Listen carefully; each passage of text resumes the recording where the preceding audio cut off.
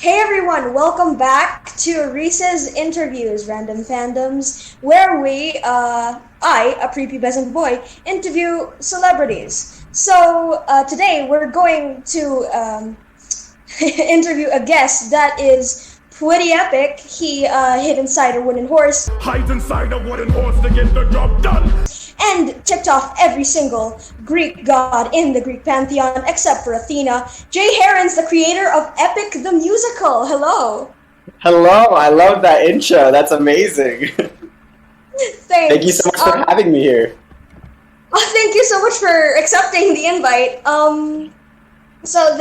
This is the first episode in this series, which hopefully will become a series if I get more celebrities. That's so cool. That's so cool. I get to be one of the first ones. I get to be in the exclusive series. I love this. Yeah, That's so fun. exclusive. So on Epic, Nice. what gave you the idea for this? Like, where did it all start? Oh, that's a good question. So I had when I started Epic, I knew that I was looking for like a very big musical. I knew that I wanted to write a huge musical of grand proportions and of epic scale, right? And it's funny because before I was writing Epic, I was kind of dabbling with the idea of writing a musical about guardian angels and battles and stuff, but I didn't really have like a solid through plot yet. And so I was bouncing the ideas off to like many people at the University of Notre Dame, which is where I studied. And one of my professors heard some of my ideas, and he suggested checking out like the Odyssey and the Iliad, right? And at first I was a little skeptical because I was like, oh, but it seems so. It took me a little bit of time to like look at it through a different lens and realize, oh wait, there is everything that I want to write about, or everything that I want in a story is in the Odyssey, right? We have epic battles, we have gods, monsters, magic, witches, all of that in the story. So yeah, after looking at it for a while and thinking about like how I wanted to figure out like what the musical language of the show and stuff was, it seemed to be a perfect fit. And now it's really cool. It's like I have this big musical playground and so many characters, which is what I love. I love when there's many characters in a story. So yeah, it's pretty much how it came to be. Mm-hmm. And from the TikToks that I saw, you seem to have, from the TikToks that I saw of the musical being written, I noticed that you had leitmotifs, that is the proper term, but like actual like things to like instruments, like strings are representing Penelope, and I'm supposed to choose a suitor. and guitars are Odysseus, and like Hermes' song has this sort of cool 80s synthwave vibe. First up, uncharted water. Oh yeah. How do you have those associations like in your? Oh, that's a great question. A lot of it is trial and error. But sometimes there are a few in the show that just felt right from the get-go. One of them being Athena as a piano. Please reconsider this. So for some reason, the dexterity that's needed to play the piano well, and it very just serene. yeah, exactly. And it fit perfectly with Athena. The two in the show that I love the most, the two like instrument pairings that I love the most in the show have to be Odysseus and the guitar, which switches between acoustic and electric depending on what's happening, and Athena with the piano. And they both a lot of their prime moments in the show happen at 120 beats per minute. So it's really cool when we see the boy and the boar, which is when they meet and they like team up for the first time and stuff. I love.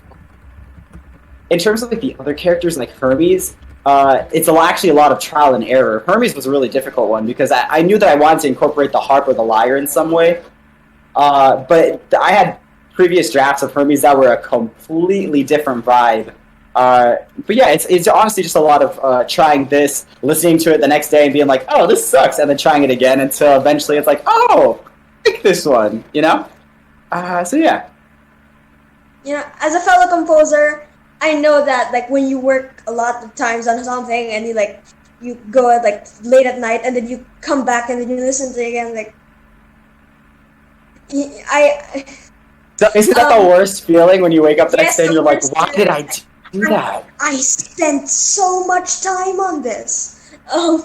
So the next question, I noticed that in Athena's like rap part, uh, it the cadences in like most of the rap parts in Epic the Musical, the cadences sound very Hamiltonian. There once was a man, cunning mind running through the sky and the sands, in the land of gods and monsters, sought to see his family prosper at any and all costs, and through the process he became dauntless. Now he's remembered forever for his endeavor. Yes, totally.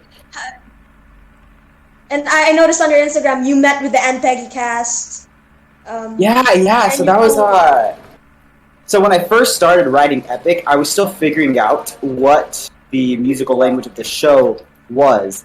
I knew that at times, it actually wasn't until I got to about like the 6th or 7th song into the show that I had like a solid grasp of what I wanted the music of Epic to sound like. I knew that I wanted there to be, at that point, it was when I knew, I really want there to be a blend between sort of electronic aspects and more bare bones and orchestral aspects. But that wasn't as clear to me when I first started the show, which is why when you listen to like Full Speed Ahead and Athena comes in, it starts with a full rap section. But it's super funny that you mentioned that, because that's one of the things that I have to go fix when I get into the revision stage, is like changing how we meet Athena, maybe, because she's supposed to be the sort of techno queen of the show. It's sort of, I kind of draw an inconsistency if the way we meet her is through the super big rap section. So that's just something I might have to look at when I'm going through the earlier drafts. But there's definitely, you can hear a lot of my influences in like in the early songs of the show, especially Hamilton, So. Also, I noticed that Epic isn't the only musical about Greek mythology that's been, this is the only musical about Greek mythology that has appeared in the last century, Hades Town. Shine bright, that's right, Persephone! Did you have any sort of influence on that? There was a time, actually, where I was thinking about making a reference to Hades Town with when Hermes shows up in the Puppeteer saga, the Circe saga. There's a section where Hermes shows up and helps Odysseus out for a minute, and I had a draft where my Hermes was supposed to be a direct reference to that one, but it didn't fit with the rest of the vibe of the show, so I ended up having to change it. But in terms of influence from Hades Town, I don't know. I haven't heard it in a while, so I probably have to recheck it. But it's definitely a beautiful show, and anybody can draw gorgeous like lyric inspiration from that show. Yeah, I know what you're saying. Imagine like a full-blown production of Hamilton when they're doing like Yorktown and like with the guns, and then like Andre the Shields walks out in his fabulous sequin. Exactly. It was people just like, what's going on, But also, how is your writing process for these songs? Like, do you go with like bit by bit, or like do you like have a full song and then you like etch out like what you think should happen? Sure. So usually I know, like, in terms of plot events, I tend to know roughly what is going to happen in said song. For example, right now I'm working on song 37, and I know that in this song I want the suitors to begin the competition that Penelope suggests in song 36, and I need there to be a moment between Odysseus and Telemachus before Odysseus' turn in the competition. It's really the nitty-gritty and the detail stuff that get more difficult as I'm working on it, because those dictate, like, what does the song feel like? Is it like a very intense song? Is it like intense for the most part, and then we zoom in and have a very intimate moment between characters? So that's one of the more difficult parts. In terms of actually making like the song itself, a lot of times I will have a sort of vocal line in mind, or I'll have like one line of the chorus in mind, and I will use that sort of as like a starting point for what I want in the song. For example, the song Not Sorry for Loving You, the one Calypso sings, I believe it's song number 31. I knew that one line before the rest of the song. Like, I knew I wanted her to say, I'm not sorry for loving you. And I knew I wanted the vocal line to be like, da, da, da.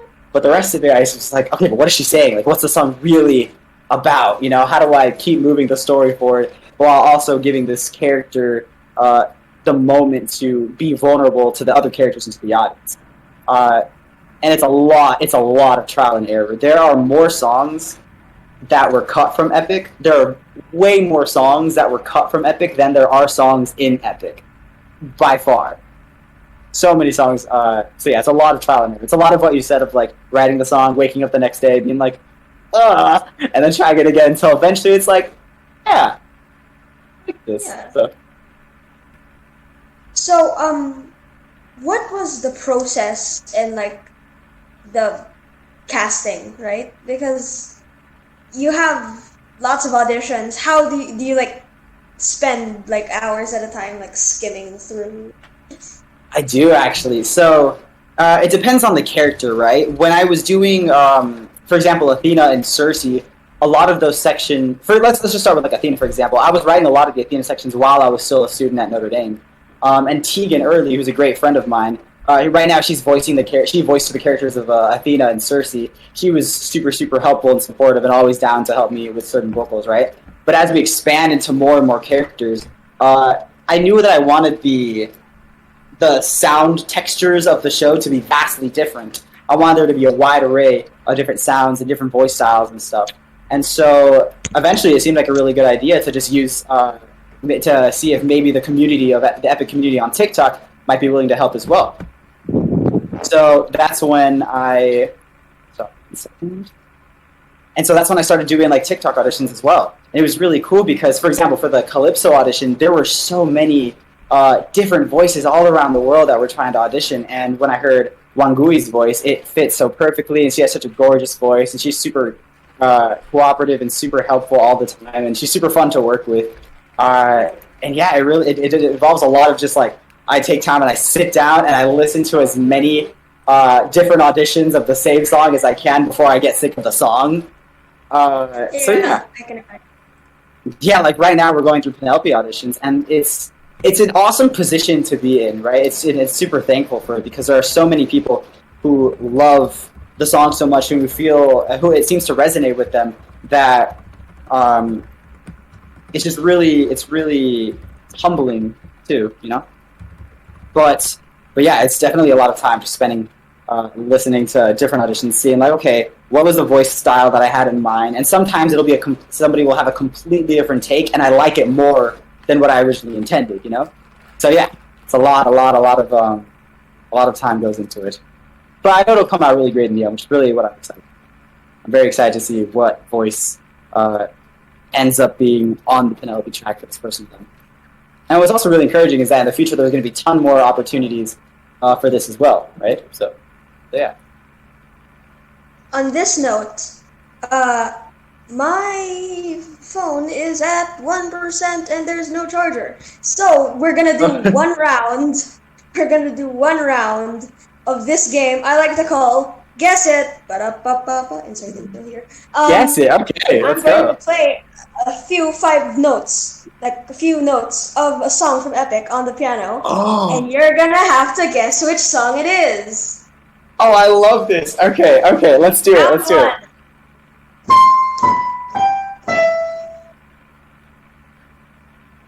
Did you play it again? Wait, sorry. Are you playing the vocal line of a song, or are you playing like one of the background melodies? Any of them. Anything. Oh my gosh. Okay, could you play it one more time?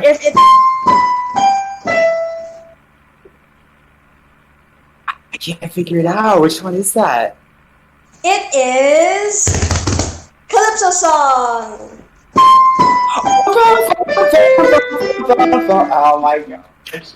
It's the handpan. Oh my gosh. I can't believe I forgot that. Morning, sleepyhead. You Final for some of the rounds, but okay, here it is. I have a challenge, a test of skill. I have a challenge, a test of skill. Ah, yes, I love that. That was one of my favorite songs. I'm happy I didn't get that one.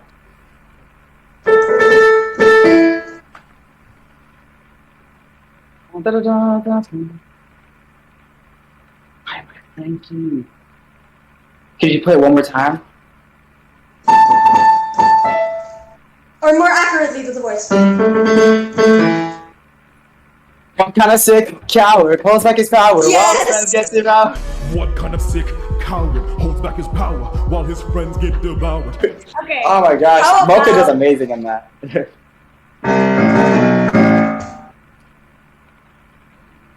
Oh my gosh, Could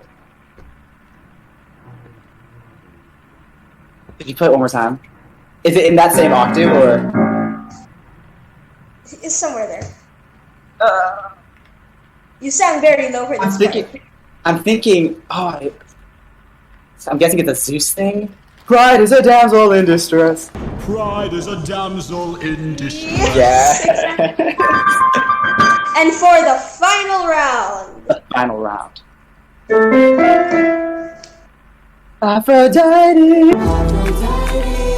Also, I love your piano playing skills. You make it look so smooth. It's so cool. And that was when it cut off. Yeah, sorry. Now it's time to end the interview. Now we're in the Philippines. Jay, can you please say a big mabuhay to all your fans in the Philippines? Oh, happily. How do I say it again? Mabuhay. Mabuhay! Okay. Bye. Bye. Thank you so much. Bye. And now, a compilation of. Could you play that one more time? Okay, could you play it one more time? Could you play it one more time? Could you play it one more time?